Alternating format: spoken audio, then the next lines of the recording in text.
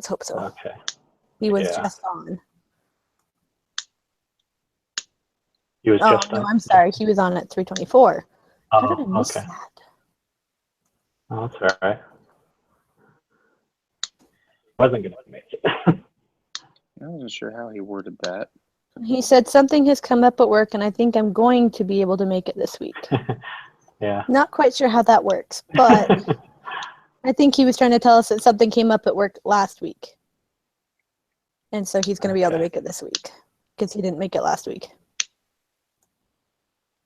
Anyway, Brother James is here. So, Finally got you. I'm not used to you guys using Slack. I've got 2 teams using Slack. sorry. Oh, Oh, that's fine. No, I need to get used to it because it's a very popular tool. yeah, I'd never First heard of time it I've ever before, but used it's it. pretty useful. The big selling point is that the Mars rover team uses it. Oh, Oh, okay. I didn't even know that. I see. I've seen a number of articles about it, and they always bring up the Mars rover team. Huh. So if you want to be cool, Yeah. Yes. while I'll be you're using it waiting then. around, are there any questions I can start answering with you guys? I am very sorry I have not caught you before, so I'm yours. What do you need to know?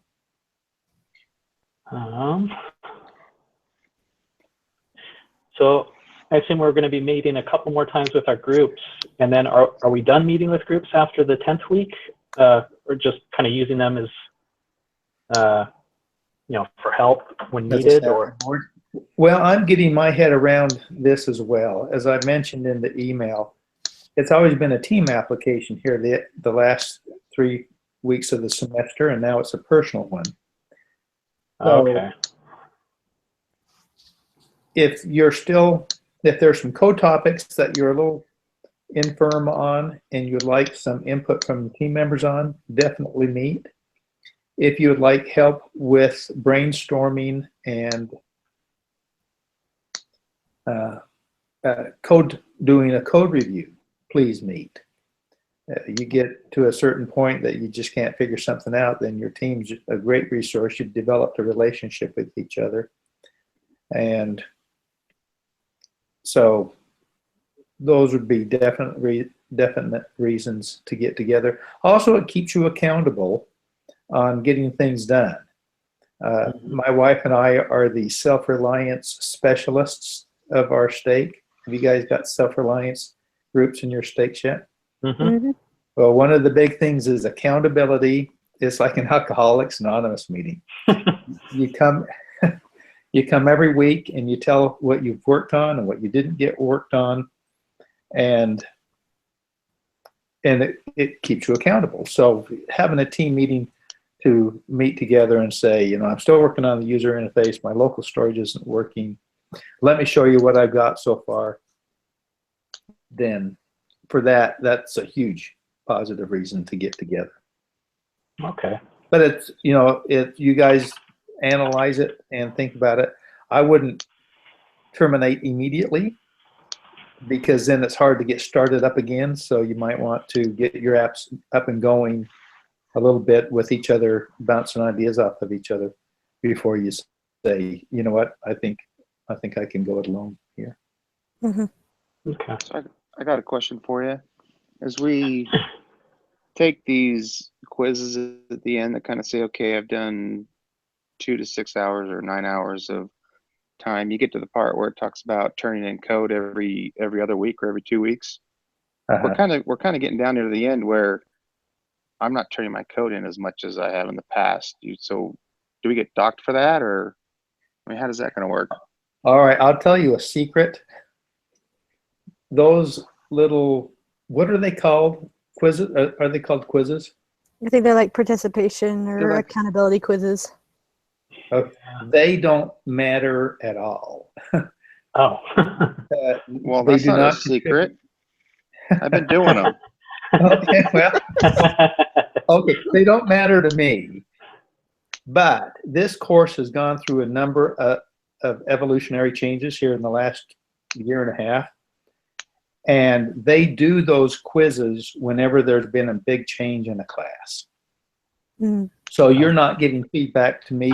There, when you put comments in there that, Brother James has totally ignored us for the first 6 weeks of the class, I look at that and I go, it's anonymous, so I don't know who it is. But I take note of that and I think, all right, I need to be more proactive. And again, I apologize for having missed you. Well, there's two different ones. There's that weekly one where you kind of put your notes in on how the week went, but then there's the one where you go through and you answer like 5 or 6 questions. Those don't count either? No, they don't. Well, I want those points. You know what? Let's see, who's talking there? Is that This is Oh, John. John? Okay. You're going to say Jason, weren't you? Okay, this is what I want you to do, okay? Eagle Scouts honor. Go to professionalism and say, Brother James, I faithfully answered these quiz questions for 9 weeks, at least until you told me they weren't helpful. I want professionalism points. And I'll give them to you. Because God bless you. You're doing what you're supposed to. It does help in the class design of the course. So that is appreciated. It does not contribute to your grade, but you make it. That's an excellent point for me to think about. That's a part of professionalism, is giving feedback, and it'll help me do a better job in the class going forward. So I really need to think about, because I don't see who does them and who doesn't. So you go submit to professionalism, Brother James, I've been doing these quizzes. That's funny. No.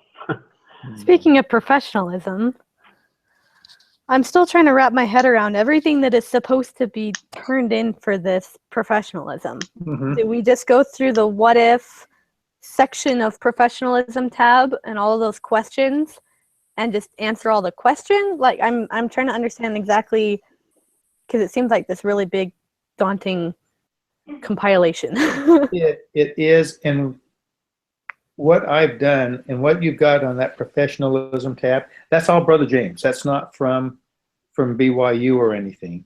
100% of what comes from BYU are those 5 questions, or 4 or 5 questions in professionalism. And so for the last couple of years, students have said, what does this mean? And I have slowly built up this list. So it seems quite large, but I'm trying to just touch every base. I'm not saying that you have to touch every base, but I'm giving you ideas of how you can communicate to me your professionalism.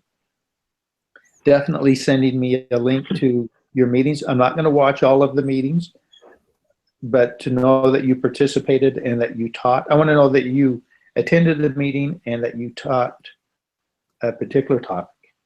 And then times like this, you take a note, everybody right now, in a post-it note. Brother James visited our meeting on June 7th, and we went back and forth on some ideas. That's communicating with your professor. Let's see, Melissa, I know I've gotten a number of emails from you. Jason, I think I've gotten, Jason, what's your last name? Catmull? Okay, yeah, we've emailed back and forth, haven't we? A couple times. Okay, and John, what's your last name? John Fag. Okay, yeah, and Yeah, we've had a few exchanges. Yeah. Okay, in fact, I did meet with your group like the first week of class, didn't I? It was like week 3. Mm-hmm. Okay, yeah. Yeah, it was when I taught about local storage. Okay. So remind me of the times that we've communicated. You don't need to have like a transcript of the conversation. And then also, if you've helped each other on ideas, and some of that's going to be offline, you might, as I look at your Slack group, you guys are pretty chatty with each other. And I haven't read it. Guilty. Everything, Melissa, I get a lot of emails from you. Yeah. Share things with me that John had a question about Ajax, and Jason was able to, we all came together and did a code review. or Jason didn't know how to use DOM, or whatever it might be. It doesn't need to be verbose. I think, I can't remember if the last one kind of implies a paragraph or two on what professionalism means in the workplace. I'd have to go back and look at that myself. Yeah, it says give me a few paragraphs on your thoughts about professionalism in the workplace, your thoughts on the ideal team configurations, team meetings, etc. Okay. I'm not expecting a 3-page paper, but I do want you to think about it. And I'm not sure where you guys are in your careers or your schooling. I've been out in the world long enough to see there's just professionalism is sometimes a rare thing. And you know, what will you do to bring an air of professionalism to your work? That doesn't mean you can't have fun and have a great time with people, but just the controls and things that give accountability to a team. Okay. So just kind of in paper form, kind of just write out. Yeah, I want to know you've thought about it. I don't want a high school yearbook comment. I love my team. They're all great. I sure hope we can be in another class next semester. And I've got those comments. I'd rather have something deeper. Okay. So are we supposed to fill out all these tabs then? No. Okay. That what it started off as one tab, the what if tab, and that was for you, Jason, to experiment with ideas. You know, you don't get a lot of scores on your code topics for quite a while into the class. And so that lets you kind of experiment and see, well, what will my grade be if I really blow it on Ajax and I never figure out how to use it? But I do very well on my professionalism.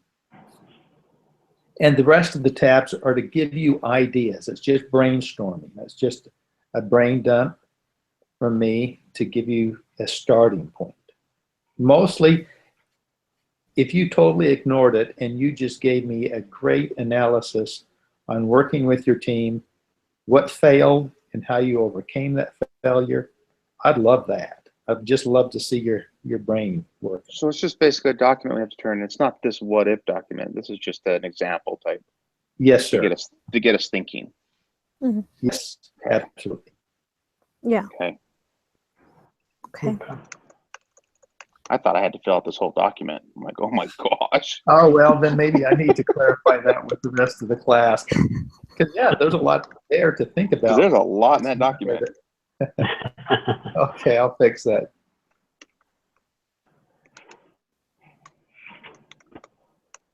So this is why these team meetings help me, is I find out how you've translated what I've provided you. If I've asked you to do something unreasonable, I want you to say, Brother James, did you really mean this? And then I'll realize that I maybe didn't word my stuff very well. So you mentioned a third of our grade is going to be this final project. Yes. And we can just come up with a project that kind of ties all these pieces together. Right. With a heavy emphasis on the CSS. Okay. Okay. So I had a question kind of on the topic of the personal application.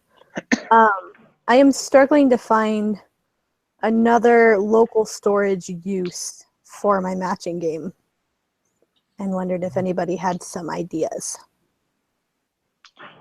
You can save your score, right?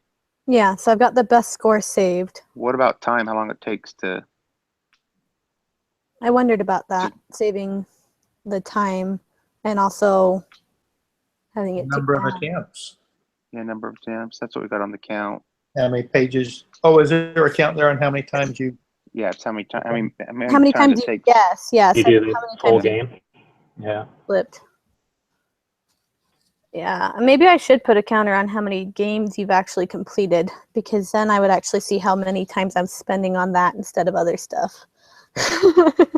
You could also keep multiple games in that rather than just one entry for your best game. You could have entries for all of the games. Oh, Maybe you can track Save your progress with one game. people who are playing it and kind of have them keep their scores along there. okay. So make it more of an array in the local storage that shows, okay, this was the first game you played, this was your best score that game, and this was your time that game, and then you played another one, this is this.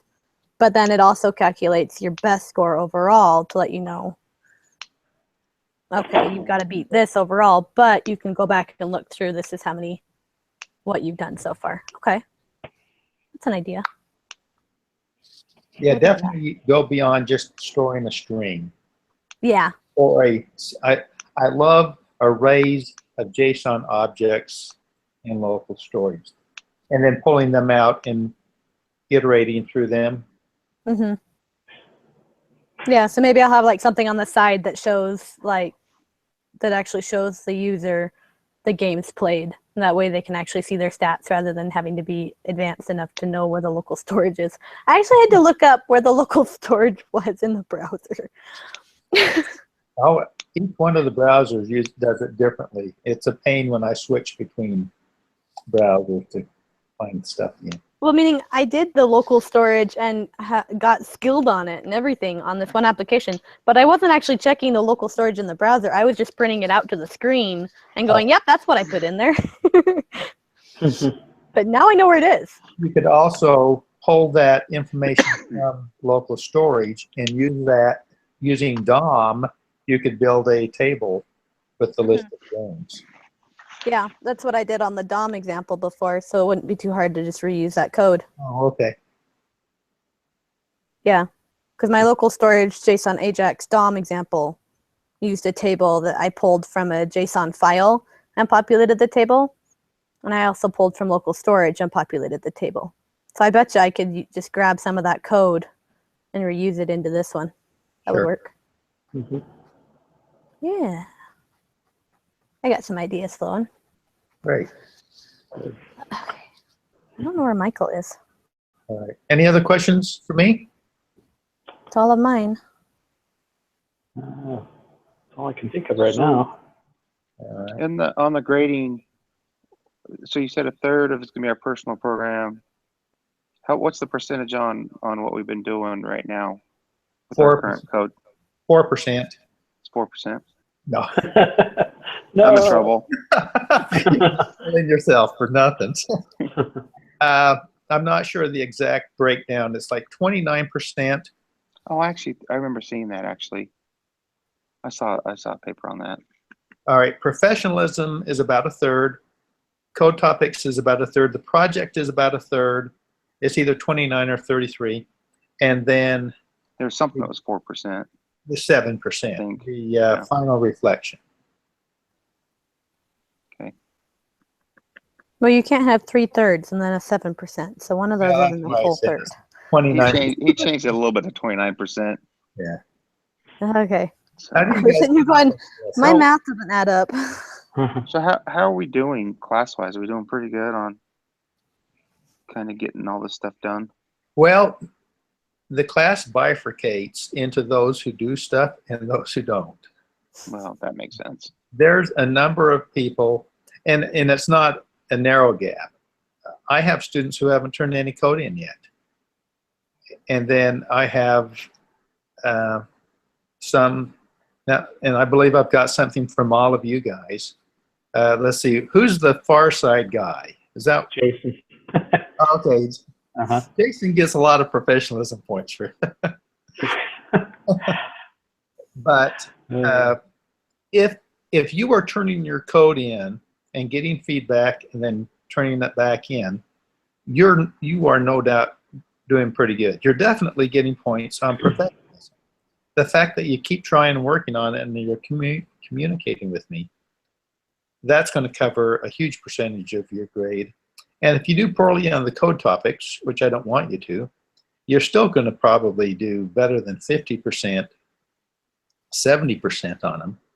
Just by, when you start doing your personal application, if I see that you did something with a nice piece of JSON work in there, I'm going to go back to your code topics and I'll bump your JSON score up also. So don't feel like your code topics dies here.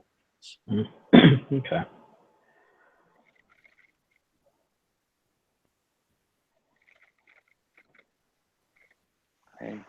Good to know. All right, I'm going to leave you be so you can have your team meeting. Okay. If you have any other questions, please email me. As far as I know, I have graded everything everybody has turned in. So if you think I missed something and a student said, hey, Brother James, it looks like I did some work on JSON and you didn't really give me any credit for it because I think it's wrapped in another topic. I went and bumped his grade up on that. Yeah, I had that problem and you fixed it for me. Oh, okay. I thought it might have been you. Oh. And then always, if you send me a $20 bill with the things that you're working on, that helps too. Just realized I'm recording this. You might want to take that part out. All right. That's funny. Okay. What was funny? I didn't say anything funny. Yeah. All right.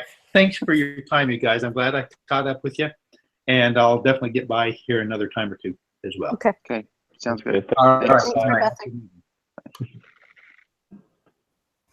All right, So- Jason, you're first. Okay. Which is I'm really always- funny. always I always go I last. know. I know. I'm always first. It's all right. Let me. How Nice you guys thing. doing?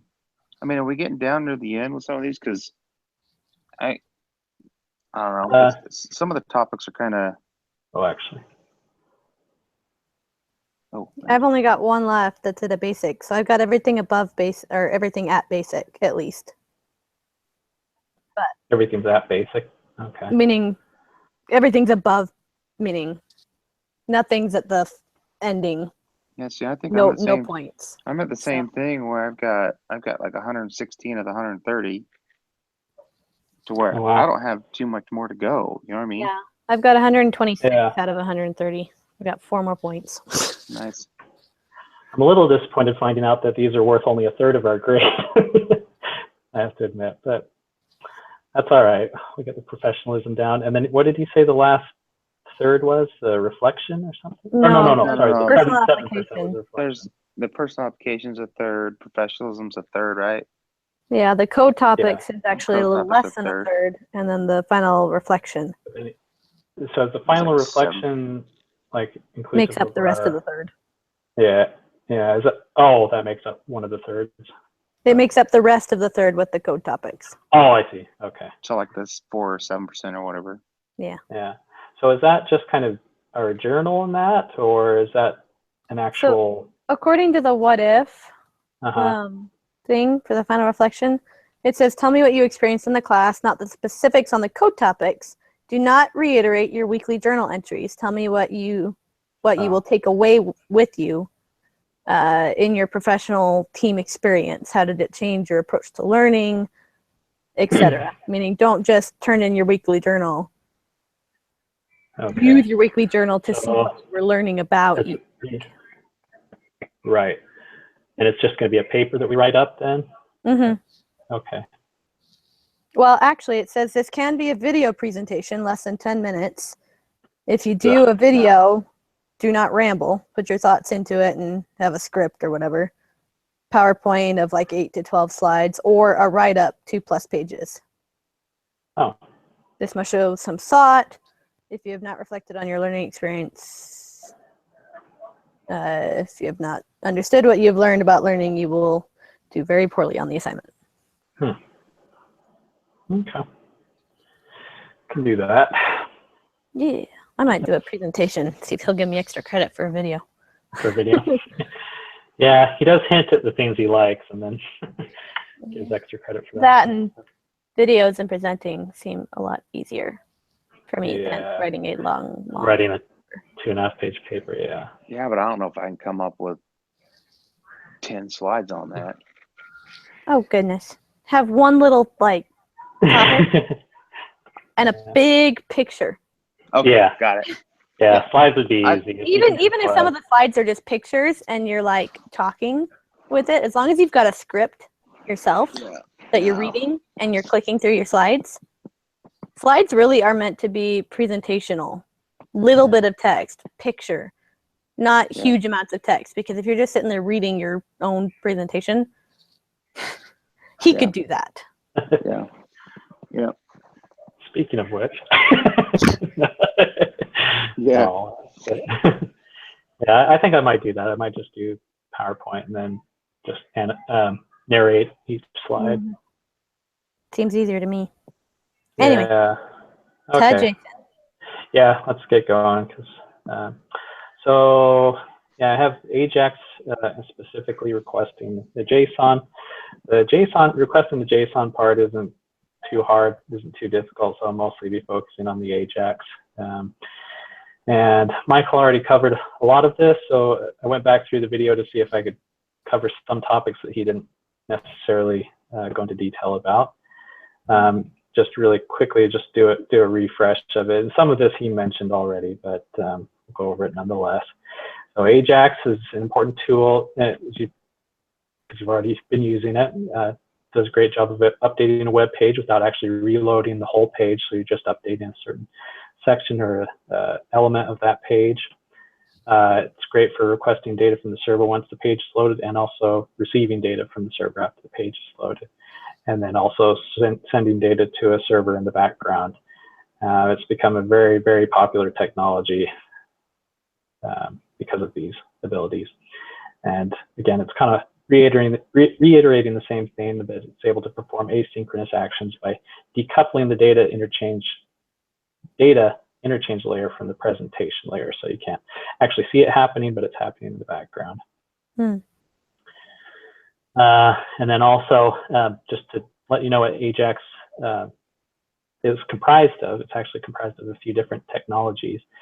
HTML and CSS for presentation, DOM, or Document Object Model, JSON, or XML, depending on what you want to choose, and XSLT for its manipulation. And then one of the most important parts being the XML HTTP request object for asynchronous communication. That's what makes it all work. And then JavaScript just to bring all those technologies together. So it's comprised of pretty much everything that we've been using so far in the semester. It's pretty useful. There are some drawbacks, however, and a lot of these I didn't even realize before. This first one I don't think you're going to run into too much, but there are some older browsers out there that don't support JavaScript or the XML HTTP request. For example, people that might be using older smartphones. Also, the callback style, with that asynchronous callback style, can lead to complex code because it's hard to maintain and debug. And it also has higher latency because of significant overhead. So that's something that you might want to just think about. Maybe not just if you have a really complex web page, maybe not to use, just make the whole thing comprised of Ajax because it can be hard to maintain. And also pre-HTML5 browsers, they didn't automatically register themselves with the browser's history engine. So if you were to click back, some people might think it might just go back to an earlier state, change something with Ajax, but sometimes it'll actually, if it's one of these older browsers, it'll actually go to the last full page that you visited. So that's something to keep in mind too.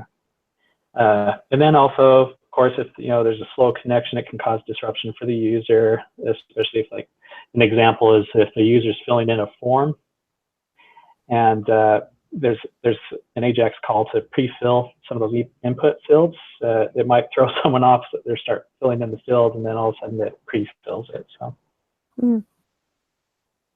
here's some just Ajax examples that might be familiar to you. Gmail is one that uses Ajax. Obviously, Google Maps is a very good example, and even the Google search page itself uses Ajax. Whenever you type in what you're searching for, it'll come up with those arrow down through that's a form of Ajax. So the most important part is the XML HTTP request object, and we'll talk about some of its properties, and we'll go through the steps of actually requesting something using Ajax, and obviously we'll show you how to use a request to JSON. The onReady state change, this is an event handler for any event, for an event that fires every state change. Here's the next onReady state change, which will trigger that. So the ready states, I just want to quickly go through the different states because you might not know. And this could be useful in different situations if you wanted to change this, but most people are going to be looking for number 4 where the request is actually completed. But the rest is 0 is not initialized, 1 is it hasn't been set up, 2 is it hasn't been sent, and 3 is it's still in process. So. Which 0 through 3 can be really helpful if you're trying to show the user that something's being processed. You can have like a little icon GIF that's spinning around. That's really useful for those states. Okay, so I mean they're there for a reason, and like I said, most of the time you're going to be using 4, but that's useful as well, definitely. Then there is the response text, and this is returning the response as a string. So just remember that for later. You can also do XML if you choose to. And then the status, and you've probably seen these codes before, the 200, 403. There's other status codes I didn't include here, but these are 3 of the main ones. 200 is okay, 403 forbidden, 404 not found. And you've probably seen those pop up maybe once or twice in your lifetime. Yeah. Status text returns the status request string as rather than just the code. It's just going to return okay. So the open method, this specifies the request. So this is the syntax for getting that to go. Now there's a couple different options for the method for the first part. You can either use get or post, and I'll talk briefly about those in just a moment because there's times where you want to use get and times when you'll want to use post. The next parameter that's being passed is the URL or the file location.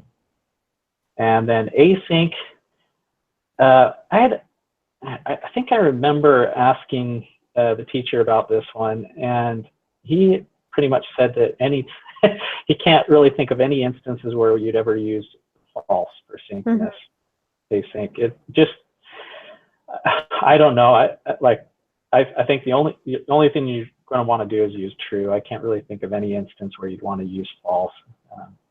Just go with true. I think from what I've heard is you use false if you're just like doing Ajax or JSON, but it's not from the server, and so you don't need it to be asynchronous to pull it from the server. Something like that. Oh, okay. Well, that would make sense. Yeah. So okay, so not passing to the server, or sending your request to the server. Just okay. I think that's what it is. I could be wrong. Yeah. Well, that would make sense. And then you can also put in an optional username and password if you want to. So that's the syntax for that. So you create your object, your XML HTTP request object. Then use your onReady state change property to create a function. This if conditional statement, you probably want it to be 4 and 200 will be for okay status.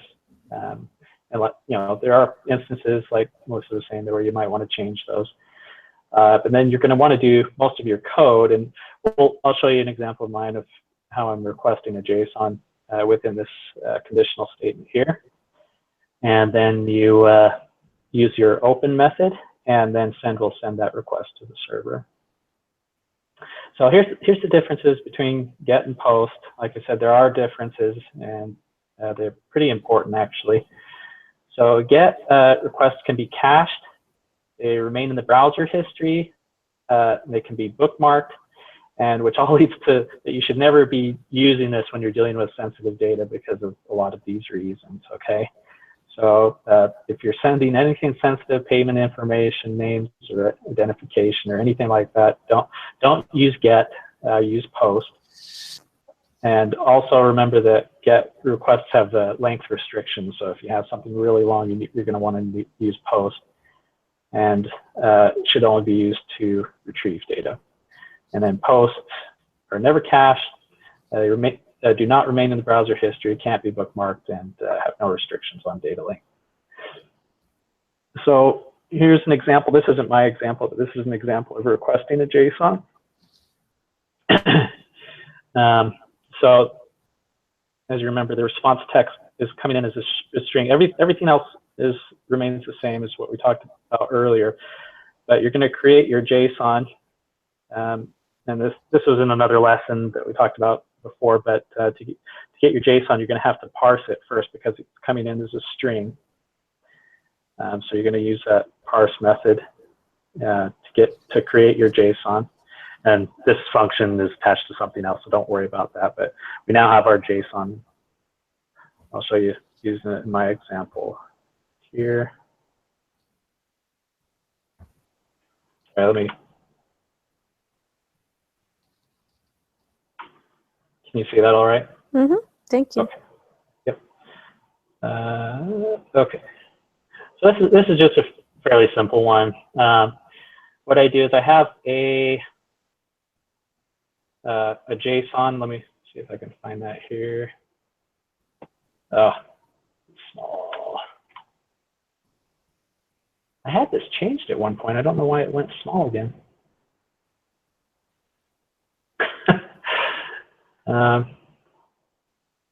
Can you see that, or is that too small? Not really. Not really. But do you remember how we increased the text size in this? yeah, I think it was option. So under tools, options, Tools, options, and then option font, colors. and then Oh, there it is. there you go. There we go. Yeah, it's better. Okay, so this is my JSON. Basically has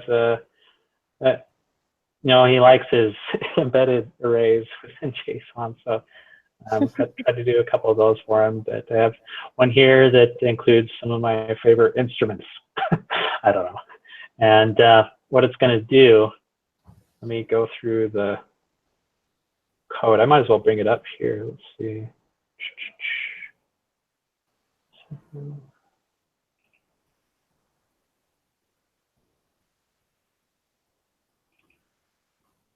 Okay, so this is my code for requesting the JSON. I just put the file, I just assigned it to a variable data, create my object, XML HTTP request object, and then I have my conditional statement, again, 4 and 200 for ready state and status. And then I create my JSON object, bring it in as, comes in as a string, and I have to parse it, so it becomes JSON object. I'm creating a variable here to add, it's basically a string, so I can add my instruments to this list here once I iterate through that array in that JSON object. So I'm sure you've all done this before, where you have to go through a two-dimensional array. So basically, this is how it looks. You're going to go through the first object in the array and then the second array. Mm-hmm. I'm going to add to my object favorite the different instruments. And then I'm going to create a story that grabs my name from that JSON, my age, and then also adds in all those favorite instruments. And once I have those, I'm going to change that element in the document to display my story, do the final open and send, and that should get me, once I click here, should pull in my story. Nice. Pretty simple. But okay, that's pretty much it. Any questions? So the data or the URL, what is that really for? Is it just, 'cause that's So not, that, oh, Go go ahead. ahead. no, go ahead. No, I didn't let you finish asking your question. No, go ahead. Oh, so no, that's just so my JSON is just located here. It's just my file, just so I don't have to type the whole thing in, Gotcha. Okay. the whole name. I just assign it to data. Yeah, You can do it either way. I was looking at my example going, I never used URL, and then I realized I passed the URL into the function. So request JSON, I had URL in between the parentheses. Oh, okay. So I'm sitting here going, I never set one. Yeah. You don't have to. So. So I was a little confused. I was like, what is And that was a wrong with little this? silly of me to do that. I think I was just kind of trying to get the hang of a few things. Because it's not that much shorter than, could have just put the whole URL in there. Mhm. For longer ones, it makes it a little simpler. Especially if you're passing in, okay, I'm going to call this function again, but I'm going to pass in this URL, or I'm going to pass in this URL. Yeah, Makes it exactly. better.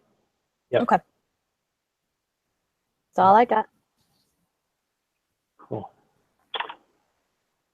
Alrighty. Okay. Share my screen and pull up mine. Okay.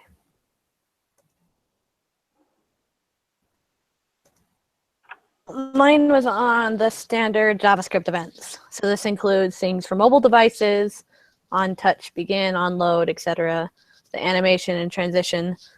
I didn't really touch too much on the on touch, begin and things, but I did go and do a little bit on transition events and some of the major JavaScript events that you can do. But first off, HTML events are things that happen to HTML elements, that JavaScript can react to. Sometimes it's something the browser does, sometimes it's something the user does. So say the web page finishes loading, so you've got an onload function, so it tells you, okay, the page is ready, go ahead and do something now that the browser's ready. Or you click on an input field and it changed somehow, so the user clicked on it, or the user clicked on a button. So it depends on whether the browser did it or whether the user did it. The events can be either or. Usually when an event happens, you want to do something with it. That's when JavaScript comes in to allow you to do it. It gives you things like event handler that allow you to react. So you can have events inline. So the event equals, and then some JavaScript that you want to do for the event. So for example, an onClick, you can make it change a different one. So say the button, you click on it and it's going to change the inner HTML of this demo to this date. So what time is it? It tells you what the time is in a different element. Versus this one, you can click on it and it will change the inner HTML of the button to tell you what what date it is or what time it is. And then you also have the onClick running a function instead. So you've got onClick equals display date, which runs a function that tells you what the date is. So you can have any one of these in here. onClick I just use because that's one that we use quite often. So some of the common HTML events: on change, on click, on mouse over, on mouse out, on key down, on load, things like that. So on change is when something has changed. So like a select element changed. On click, obviously when you click on it. On mouse over is when you move your mouse over something. Mouse out is when you move it back off. Or if you use CSS, that's basically hover, is both of those together. And then on key down is when you kind of push a key on the keyboard. You can go, oh, someone pushed a key, which is sometimes how, I don't know if you've noticed when you're on a browser page and you go to like submit a form, but you're not on the enter button, but you just click enter. Mm-hmm. It will register, oh, they clicked enter, I'm going to submit the form. Oh, okay. Makes it really nice and easy. So you're like, okay, I've just typed everything in, enter, done. On load, you use a lot, or at least I do, to load something first off on your browser that you wouldn't be able to do with regular HTML. So then you've got events through JavaScript. So you can also do object.onClick, and then your equals a function with whatever you want in it. Or you can do object.addEventListener, put the event inside here, and then you put your script or your function or whatever. So some examples: document.getElementById, my button, .addEventListener, click, display date. And then you can also do add event listener for a transition end, and then you add your function. So transition end, I'll go into actually right now. And it talks about the so you can do animation, has quite a bit more than transition. Transition you can only see when the end is, whereas animation you can have several different stops in the middle of the transition or animations. So you can have the animation end, the animation iteration, meaning how many times it's been repeated, and when it starts, which I think is pretty nice, versus transition, you can only tell when it ends. You can also have animation event objects and transition event objects, which is, say you want to return the name of the animation because you are running several animations and you want to know, okay, which animation is it? Okay, I just ran this one, now go get the transition end of this one. So you can kind of drill down if you've got several animations or transitions going at the same time. Same with transitions, you can get the property name. So if you've got a transition doing the width and height, but you've got another transition doing the,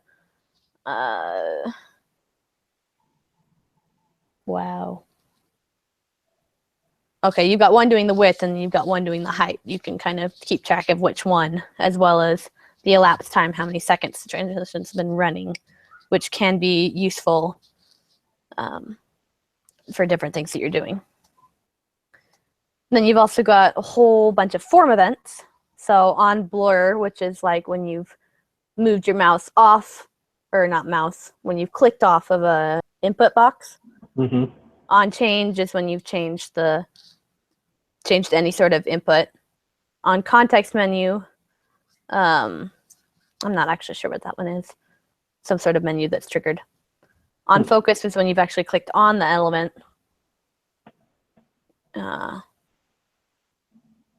On input is when you actually get the user's input. On invalid is run when an element's invalid. So when you've got on your form element, like invalid or valid or something, it'll add the different classes on. Reset, it fires when a reset button on a form is clicked. Different things. On submit, when you actually submitted the form.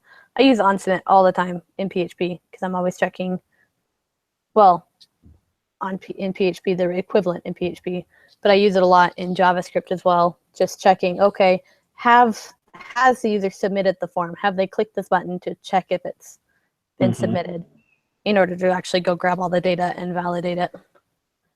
Okay. Because you can run that before you run, if you're running, say, PHP or whatever, to send all the data, you can run that first and validate JavaScript-wise and highlight on, all of the outlines, all the borders of the ones that are invalid. And then when they click on it, change the value, you can actually change it back to green or whatever to let them know, hey, you've fixed it or you've added something to it, which makes it really nice for users. Yeah. You've also got mobile touch events. So these are things for where you've got like a phone and you swipe your finger across the screen. You can actually check for, add an event listener for that and go, oh, they dragged their finger across the screen. And I think you can even drill down even more to it to figure out which direction you've, moved across the screen in order to, our phones right now, you move it to the left and it transitions to another like home screen if you've got Android, or if you've got Apple, I think actually does that too. Different things. Or on touch start when you've actually placed a touch on the screen. And then touch end when you've removed the touch from the screen. Because sometimes you have to push and hold something in order to get something to show up. Right. So it can check for start and stop. Or when you go to touch it, but you didn't hold it as long as you needed to and it canceled, you can kind of see what happened. That's all I've got so far on that. I know there's a lot of others with, other things, but I do have an example here that I can get into. Okay, let me refresh it. Sorry, guys. So I've got an on-change example that when I change something, it's now green. When I change this one, it's red. I change back, it's yellow, and I've just got it checking the different numbers to give it a different color on change. This is on focus and on blur, so when I click in it, it goes red, but when I click off of it, it goes green.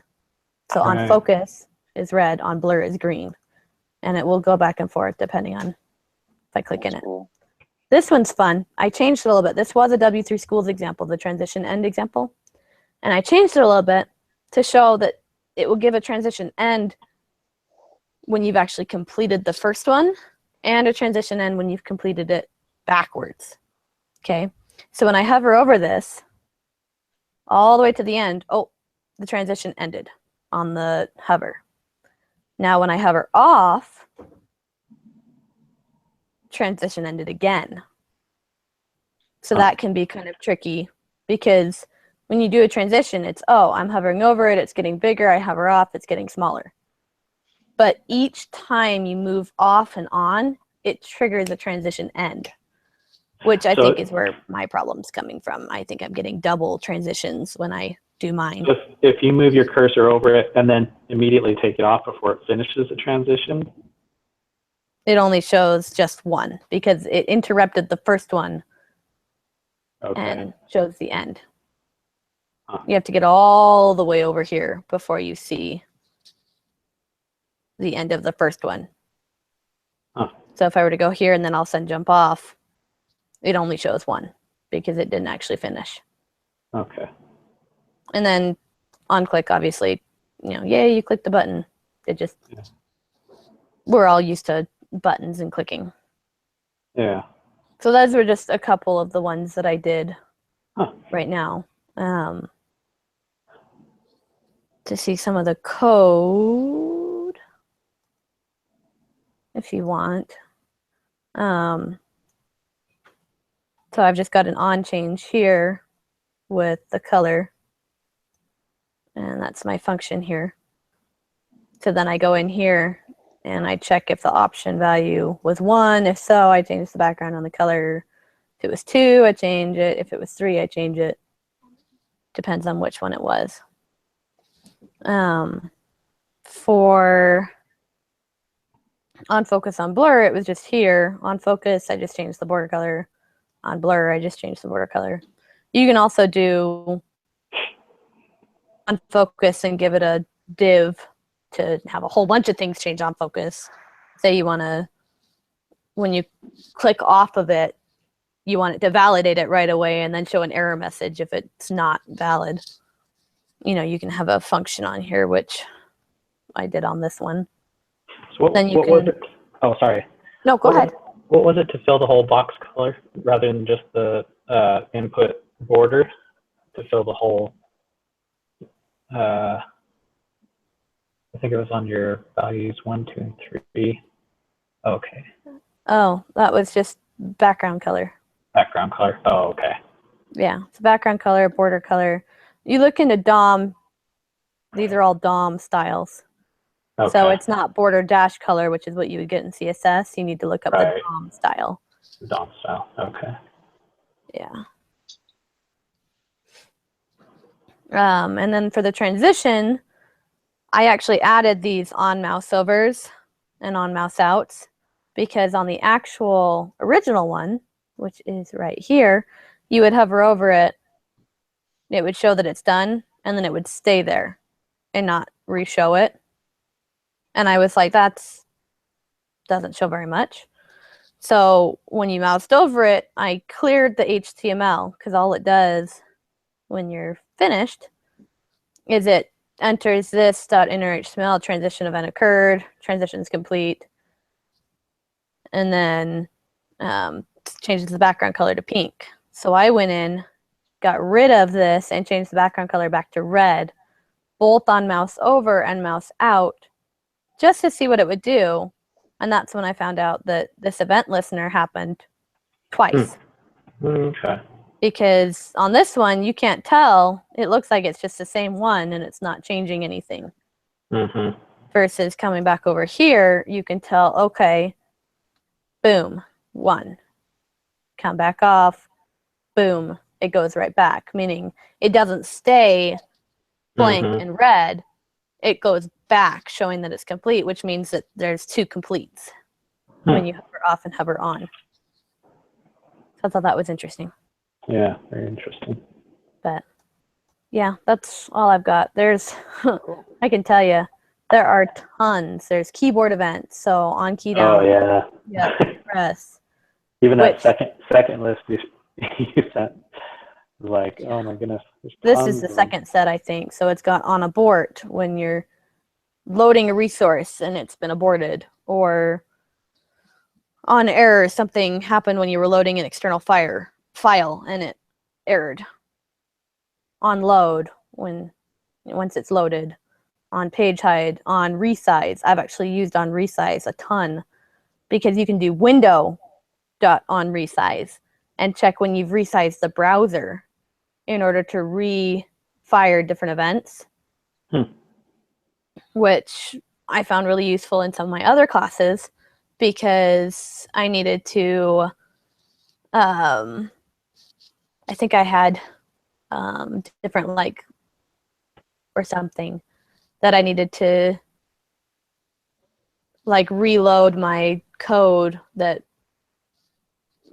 created it or something into smaller sections, and you couldn't really do it well in CSS, and so you had it on resize with the browser, and you could do a whole lot with that.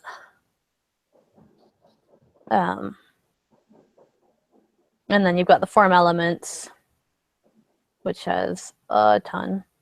Drag elements, so when you click and drag something, you can actually have events on that. So you've dragged it all the way over here. Oh, this is what I want you to do. So that's when you've got, say, files that you're allowed to drag and drop a picture into. It does that, which I think is pretty cool. Yeah. Like, I've never understood with, like, uploading a file, how you're able to go not inside the browser window, outside the browser window, click on something, drag it all the way into your browser, and it will know that you dragged something in there. And I think it's got something with this. Do with that. Probably. You know, the event occurs when the dragged element's dropped on the drop target, so there's that. Clipboard event, so you can actually check and see when someone copies content of an element or cuts and pastes it, which is how it keeps track of the clipboard on the actual computer, but you can keep track of it on. I actually had a coworker that created basically created Word from scratch on a browser. Oh my goodness. Which was nuts, but he had it to where you could Control Z and, like, undo. Oh wow. It was nuts. Anyway, but it could do that because he was keeping track of different changes and whatever. Yeah. From the user, but he used a lot of this. Is he bored or? No, it was actually for work. So Oh, was it? Yeah, it ended up being really, really cool, because Yeah.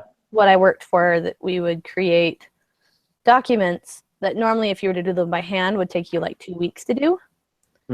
But we created a program that you would put in different things it needed to do, and then it would put the different variables into our pre-made templates and push them all out into PDF documents. But it would allow you to edit them in Word or his version of Word to make sure that you had everything correct that you needed to, and then you would push it out to PDF.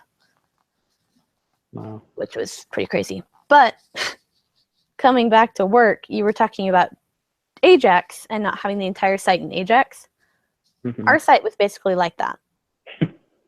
We had a sidebar, we had a header, and then we had a workspace. And every time you clicked on something, it would reload the workspace with a different URL. It was really cool the way he Oh, wow. managed it. Yeah. And it Yeah. worked really well because you were always on the same thing. It didn't take very long to load. Yeah. And when you did, you had a loading thing to let you know it was loading rather than, oh, jump, there it is, Yeah. which was really Yeah. nice. Ajax is very useful. I like it. You've got a bunch of media events, the animation events, miscellaneous events, so you can actually check if you've got like a mouse wheel. People who plug in a mouse and have a wheel, you can check those. It's depreciated, but you can do it.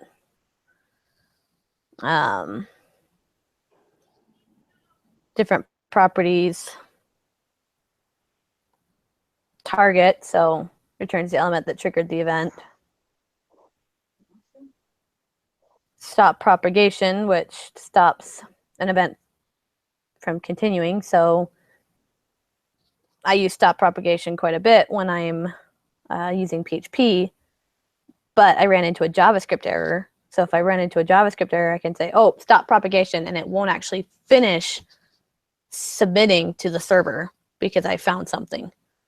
And then I can go in and let the user know, hey, this happened, without actually completing the server request. You can actually check when the Alt key's been pressed, when the Control key's been pressed. Returns the location of a key on the keyboard or device.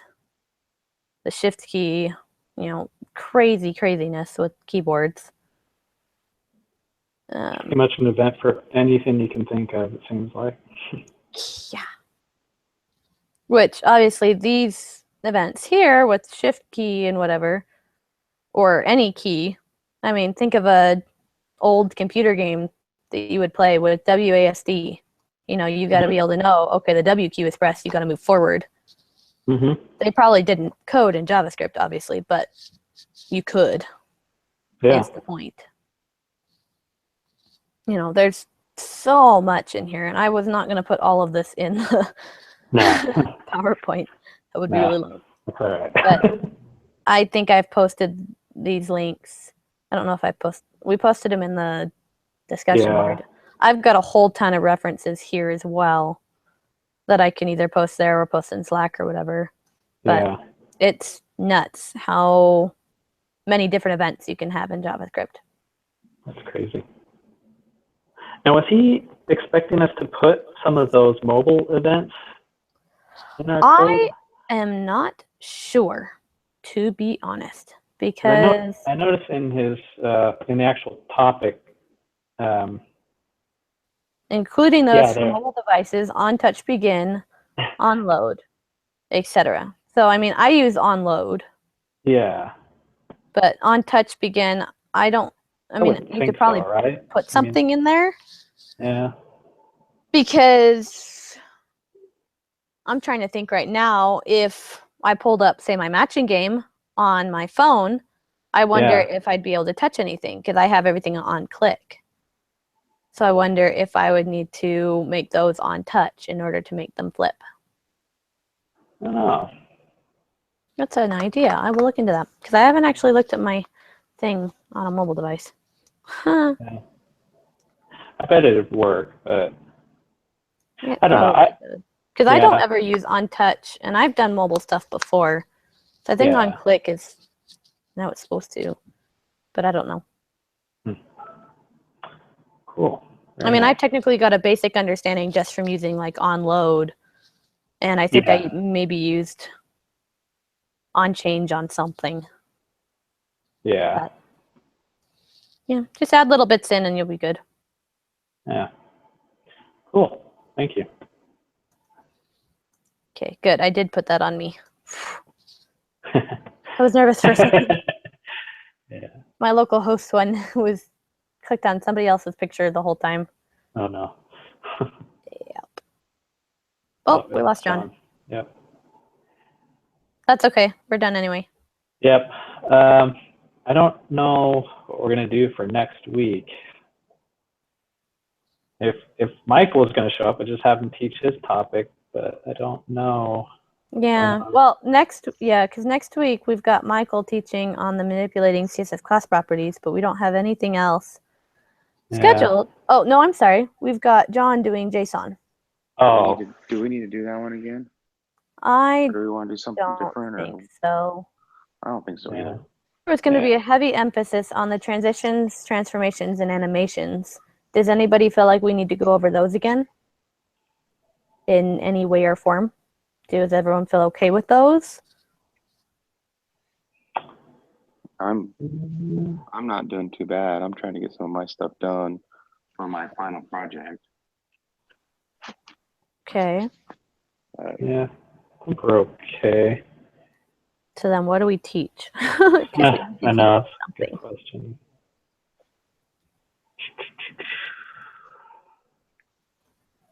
So Michael's supposed to be teaching manipulating CSS. Yeah, manipulating CSS class properties using JavaScript.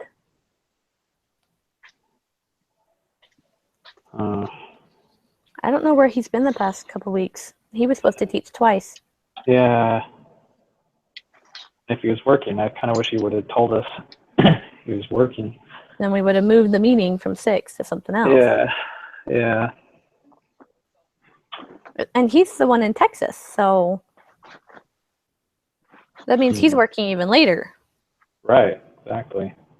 So I don't know how this didn't work. So next time he gets on, someone jump on and be like, hey, talk to us. When do you need this? Yeah. Otherwise, I'd just let him teach that next week, and we can Okay. discuss any other questions that we I'm had. kind of worried about him because he hasn't. We had a time where he had the power outage and this and that, Yeah. and I think he's getting behind. Mm-hmm. Yeah, I hope he's not. Okay. But Well, we'll reach out if we need to. He can teach on that one if he's here. If he's not, I say let's teach each other, maybe going over what we've got so far for our, some of the applications that we've been working on, not necessarily the personal application, because not everyone started that yet, but maybe some of the ones that we're still struggling with. Hey, let's do a code review instead, which Yeah, that might not be technically a we bad would idea. be teaching a topic. So for that's a good those idea. quizzes that don't actually mean anything, we can actually put in, yes, I met with my group and we were taught one topic, which actually we were taught several if we were going over different things. Yeah, maybe we could do that. Maybe we could just see if we can get Michael to teach this next week, and then if he doesn't teach, we'll just do a code review. And even if he does teach, we can pick somebody to do a code review. Yeah. Because I know it was really helpful for me going over my, what was it, DOM, or was it my? You had a bunch of them in that card game, I think, didn't Oh, you? it was my matching game. I just couldn't remember if it was my matching game or my DOM example. Glasses and hat. But because I know that was helpful to me to go over it and go, oh wait, that's I don't need that code. That's up Yeah. here. I mean, I need to go through and rework some of my code anyway.